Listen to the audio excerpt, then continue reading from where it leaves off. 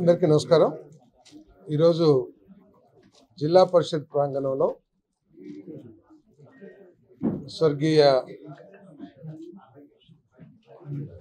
నందమూరి తారక రామారావు గారి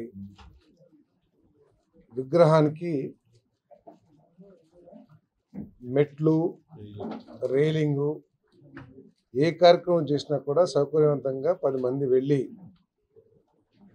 ఆ విగ్రహానికి సత్కరించుకునే విధంగా ఏర్పాట్లు చేయడం జరిగింది. అదేవిధంగా జాతీయ నాయకులైన అంబేద్కర్ గారు, జగ్జీవన్ రామ్ గారు, పూలే గారు, మహాత్మా గాంధీ గారు, మదర్ తెరిసా గారు, వాళ్ళకి వారి విగ్రహాలకు కూడా పూలదండలు వేయటానికి కానివ్వండి, లేదా ఆయా కార్యక్రమాలు నిర్వహించడానికి అనువుగా రైలింగ్ ఏర్పాటు చేసిన సందర్భంగా వాటిని ప్రారంభించడానికి ఏర్పాటు చేసిన కార్యక్రమంలో ఈరోజు యాప్కాప్ చైర్మన్ గారు, మా జిల్లా అధ్యక్షులు గన్ని వీరాంజలి గారు,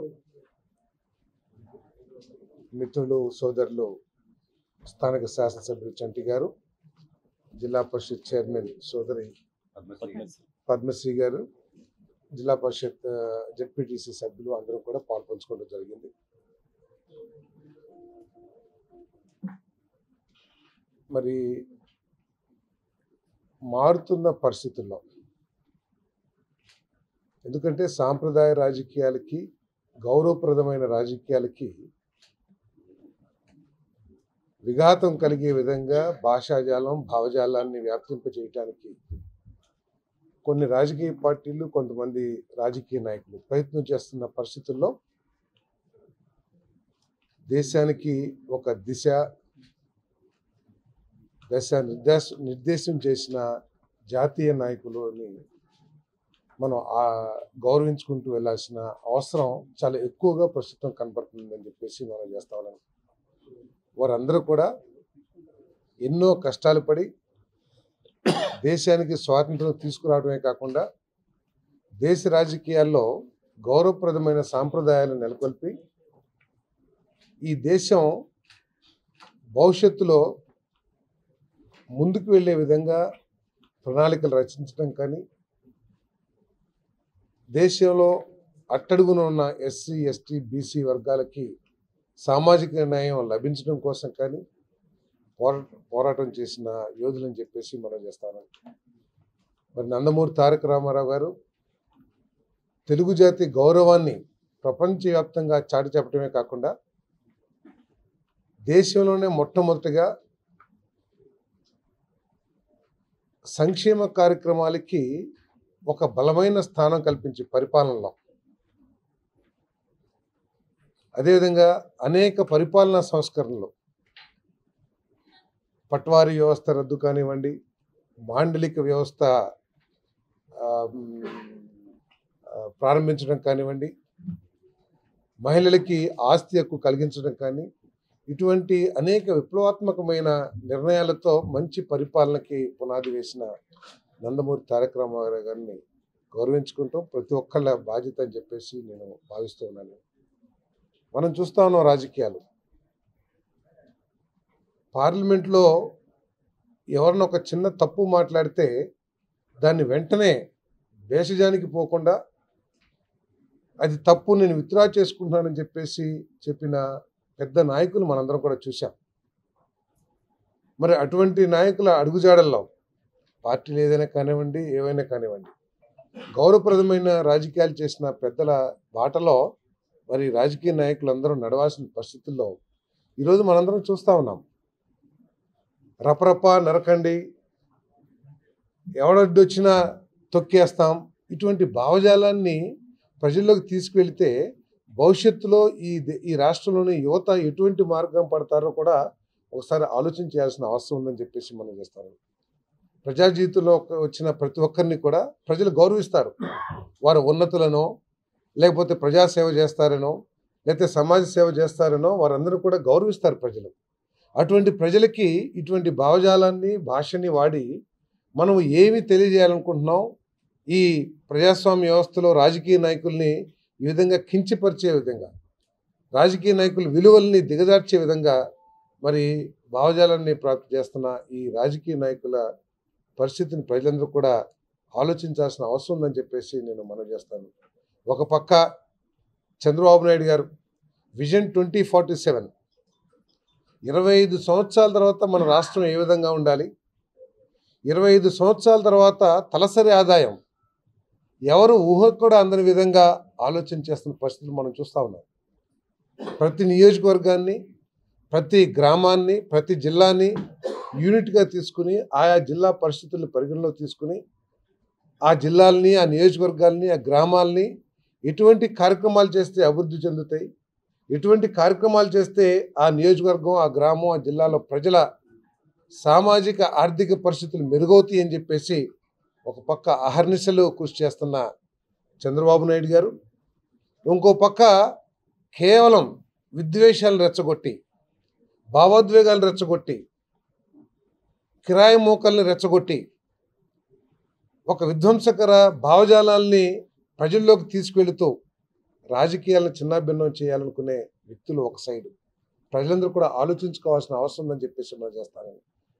పరిపాలన అన్నా, రాజకీయం అన్నా, రాష్ట్ర భవిష్యత్తు అన్నా భావోద్వేగానికి సంబంధించింది కాదు. లేదా ఇటువంటి విధ్వంసకర శక్తులు వస్తే గనక మన పిల్లల భవిష్యత్తు, రాజకీయాలు వదిలేసేయండి, ఏ పార్టీకి లాభం జరిగిద్దా, ఏ పార్టీకి నష్టం జరిగిద్దా పక్కన పెట్టినా మన పిల్లల భవిష్యత్తు ఏ విధంగా ఉంటుంది ఒకసారి మనందరం కూడా ఆలోచించుకోవాల్సిన అవసరం ఉందని చెప్పేసి మనం చేస్తాను. ఈరోజు రాష్ట్రంలో పెట్టుబడిదారులు రావటానికి భయపడే పరిస్థితి. దేశంలో అందరూ ప్రపంచవ్యాప్తంగా పెట్టుబడి పెట్టాలనుకునే వాళ్ళందరికీ కూడా చంద్రబాబు నాయుడు గారి నాయకత్వం మీద, ఆయన పరిపాలన దక్షత మీద నమ్మకంతో ఇక్కడ పెట్టుబడి పెట్టాలనే ఆలోచన ఉన్నా కూడా ఒక భయం వారి మనసులో కనబడుతుంది, బయటికి చెప్పినా చెప్పకపోయినా. 5 సంవత్సరాలు మేమందరం కూడా నష్టపోయాం, వేల కోట్ల రూపాయలు నష్టపోయాం. మరి ఇప్పుడు పెడితే మళ్ళీ ఏమైపోతామని ఒక భయం ప్రతి ఒక్కరిలో కూడా ఉంది. దానికి ఆజ్యం పోసినట్లు ఏదైతే భయం పెట్టుబడిదారుల్లో కానివ్వండి, లేకపోతే భవన నిర్మాణదారుల్లో కానివ్వండి, లేకపోతే ఈ రాష్ట్ర అభివృద్ధి కోసం పాటుపడే వాళ్ళందరిలో కూడా ఆ భయానికి ఆజ్యం పోసే విధంగా ఇటీవల రాష్ట్రంలో జరుగుతున్న ర్యాలీలు కానివ్వండి, భాష కానివ్వండి, అవన్నీ కూడా ఆలోచిస్తే మరి ప్రజలందరూ కూడా ఆలోచించాలి. భవిష్యత్తు కావాలా రాష్ట్రానికి? రాష్ట్ర భవిష్యత్తు అంటే ఏదో భూమి భవిష్యత్తు కాదండి. రాష్ట్ర భవిష్యత్తు అంటే మన పిల్లల భవిష్యత్తు, మన భవిష్యత్తు, మన కుటుంబాల భవిష్యత్తు అనే విషయాన్ని గుర్తించాల్సిందిగా నేను మనవి చేస్తా ఉన్నాను.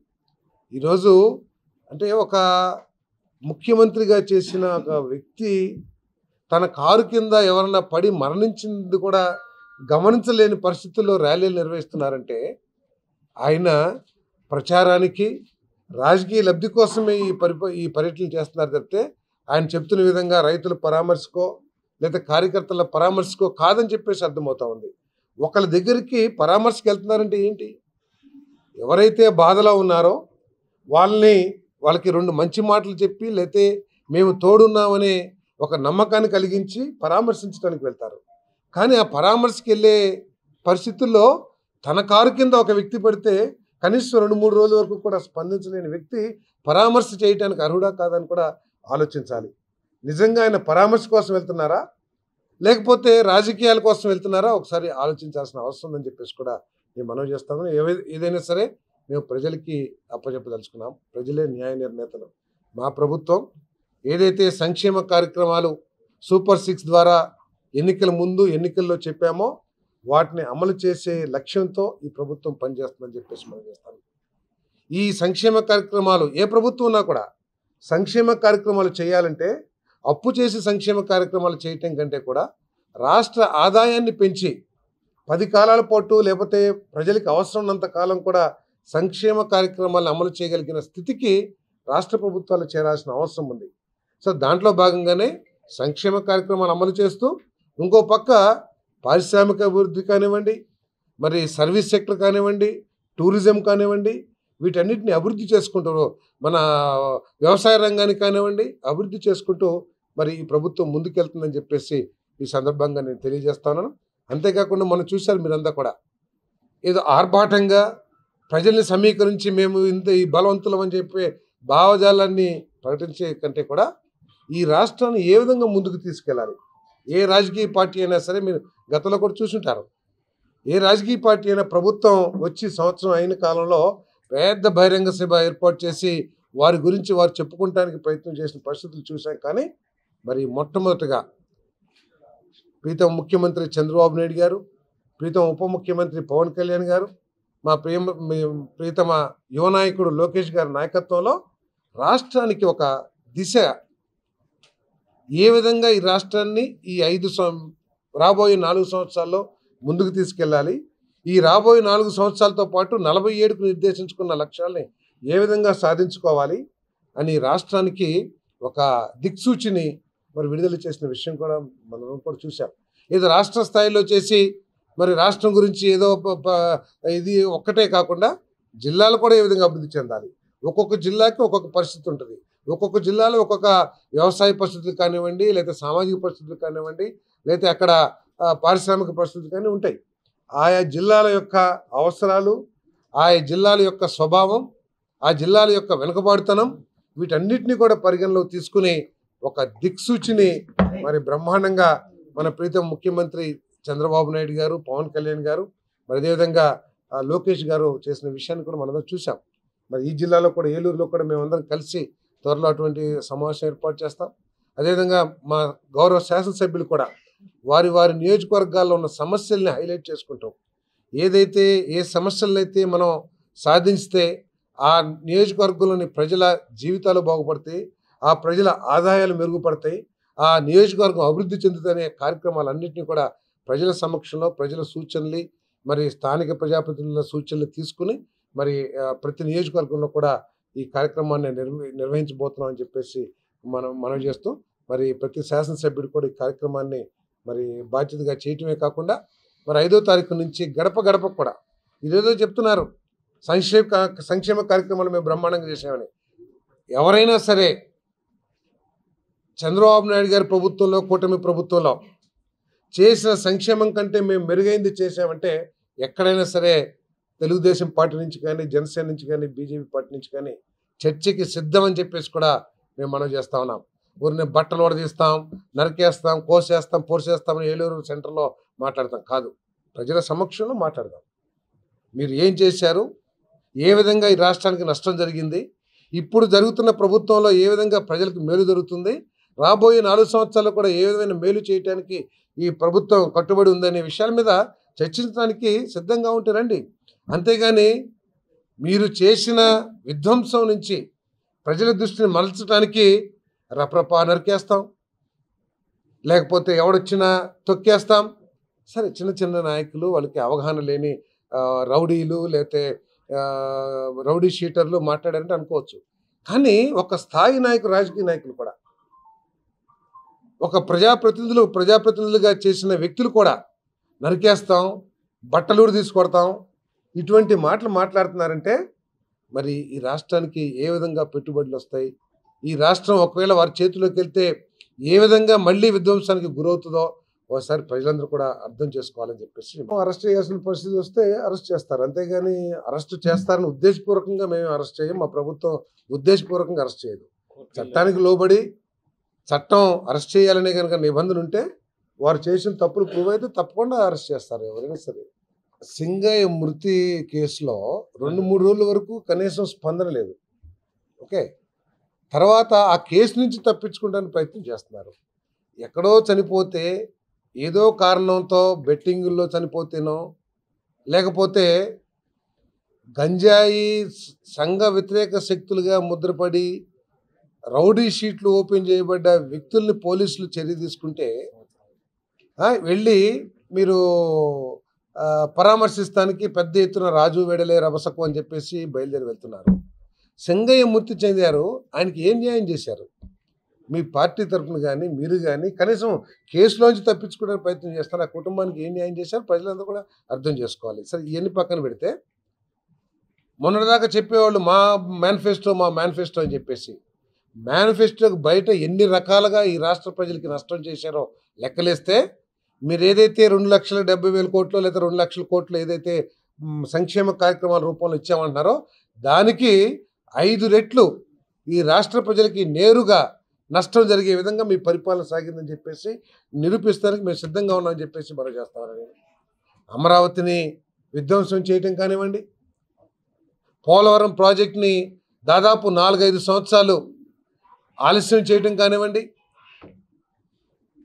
2014-19 ప్రభుత్వంలో రాష్ట్ర వ్యవసాయ రంగానికి సంబంధించి ఆమోదించి టెండర్లు చేసి కొన్ని వేల కోట్ల రూపాయలు ఖర్చు పెట్టిన ప్రాజెక్టులని మూలన పడేయటం కానివ్వండి, ఆ రోజు చంద్రబాబు నాయుడు గారి ప్రభుత్వంలో ఎస్సీ ఎస్టీ బీసీలకు ఇచ్చిన కానివ్వండి, అదేవిధంగా సంక్షేమ కార్యక్రమాల రూపంలో కానీ ఫైనాన్స్, డైరెక్ట్ ఫైనాన్స్ బెనిఫిట్ కానీ అవన్నీ ఎగ్గొట్టడం మూలంగా కానివ్వండి, మీరు రహదారుల్ని విధ్వంసం చేసి కలప్పగిచ్చి చూసిన చేతకానితనంతో ఆ రహదారుల ద్వారా నష్టపోయిన విషయం కానివ్వండి, పెట్టుబడిదారులందరూ కూడా ఈ రాష్ట్రాన్ని పారిపోవటం మూలంగా ఈ రాష్ట్రంలో యువకులకి ఉపాధి అవకాశాలు మృగ్యమవటం మూలంగా కానివ్వండి, ఎన్ని రకాలుగా మీరు నష్టం పెట్టారో చర్చకి సిద్ధం అని చెప్పేసి మనం చేస్తున్నాం. అదేవిధంగా ఈరోజు మీరు అంటున్నారు ఏంటో అంటే రీకాల్ ది చంద్రబాబు నాయుడు గారి హామీలు రీకాల్ చేయాలన్నా, అదే కదండి, ఏదో రీకాల్ చేయాలి. మేనిఫెస్టో, తెలుగుదేశం పార్టీ మేనిఫెస్టోని ఏం రీకాల్ చేస్తారండి?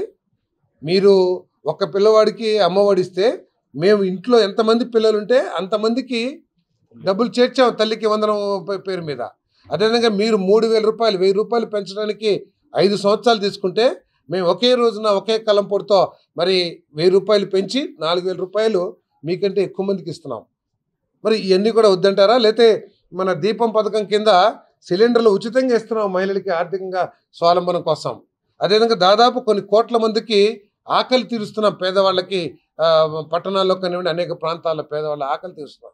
ఇవన్నీ వద్దంటారా? చెప్పండి. తల్లికి వందనం క్యాన్సిల్ అని చెప్పండి. మీరే రేపు స్టేట్మెంట్ ఇవ్వండి. ఏలూరులో కానీ లేకపోతే మీకు అమరావతిలో కానీ మీ ఇష్టం వచ్చినట్టు, లేకపోతే మీ తాడేపల్లిలో కానీ తల్లికి వందనం వద్దు, తల్లికి వందనం మూలంగా ప్రజలకి నష్టం వస్తుంది, రీకాల్. అదేవిధంగా భరోసా ఎన్టీఆర్ భరోసా ఏదైతే 4,000 చేశారో దాని మూలంగా ప్రజలందరూ కూడా నష్టపోతున్నారు, రీకాల్. లేదు ఉచిత సిలిండర్లు ఇస్తున్నారు, దాని మూలంగా మహిళలు వంట చేసుకోలేకపోతున్నారు, రీకాల్. అదేవిధంగా కొన్ని లక్షల కోట్ల మందికి భోజనాలు పెడుతున్నారు, వారి పొట్ట నింపేస్తున్నారు, ఖాళీగా పెట్టాలి, రీకాల్. అన్న క్యాంటీన్ రీకాల్. రేపు ఈరోజు అన్నదాత సుఖీభవ కేంద్ర ప్రభుత్వంతో కలిపి ఇవ్వబోతున్నాం. మీరు 12,000 ఇస్తే మేము 20,000 రూపాయలు ఇవ్వబోతా ఉన్నాం. మొట్టమొదటి విడత ఈసారి ఈ నెలలోనో వచ్చే నెల మొదట్లోనో ఇవ్వబోతా ఉన్నాం. అది వద్దు అని చెప్పండి. అదేవిధంగా ఆగస్టు 15 కల్లా మహిళలకు ఉచిత బస్ సర్వీస్ అని చెప్పాం, అది వద్దని చెప్పండి ప్రజలకు. మేము కూడా వెళ్తున్నాం రేపు ఈ నెల నుంచి సంవత్సరం పూర్తి చేసుకున్న సందర్భంగా. ఎక్కడైనా సరే ఏ సెంటర్లోనే సరే చర్చకి రండి. మరి రీకాల్ చేయమంటున్నారు కదా, ఈ పథకాలు వద్దంటున్నారు కదా, వద్దంటే చెప్పమనండి. మీరు డైరెక్ట్గా చెప్పండి, మేము ఏం చేస్తున్నామో చెప్తాం. సో కేవలం తాము చేసిన పాపాల నుంచి ప్రజల దృష్టిని మరల్చడానికి, తమ ద్వారా ఈ రాష్ట్రానికి జరిగిన విధ్వంసం నుంచి ప్రజల దృష్టి మరల్చడానికి ఇటువంటి డ్రామాలన్నీ చేస్తున్నారు. వారి వృత్తి ఏంటో, ప్రవృత్తి ఏంటో, వారి ఆలోచన ఏంటో మొన్న పొదిలిలో ర్యాలీ కానివ్వండి, సత్తెనపల్లిలో ర్యాలీ కానివ్వండి, ఇవన్నీ కూడా చాలా స్పష్టం చేస్తున్నాయి. ప్రజలే న్యాయ నిర్ణేతలు, ప్రజలే మా వ్యవస్థాపక అధ్యక్షులు, మా పూజ్యులు శ్రీ చంద్రబాబు మన నందమూరి తారక రామారావు గారు చెప్పారు, సమాజమే దేవాలయం, ప్రజలే దేవుళ్ళు. కాబట్టి మేము వారికి వదిలేస్తాం. ఇండియా పాకిస్తాన్ తాజా అప్డేట్స్ కోసం డౌన్లోడ్ చేసుకోండి RTV లైవ్ యాప్.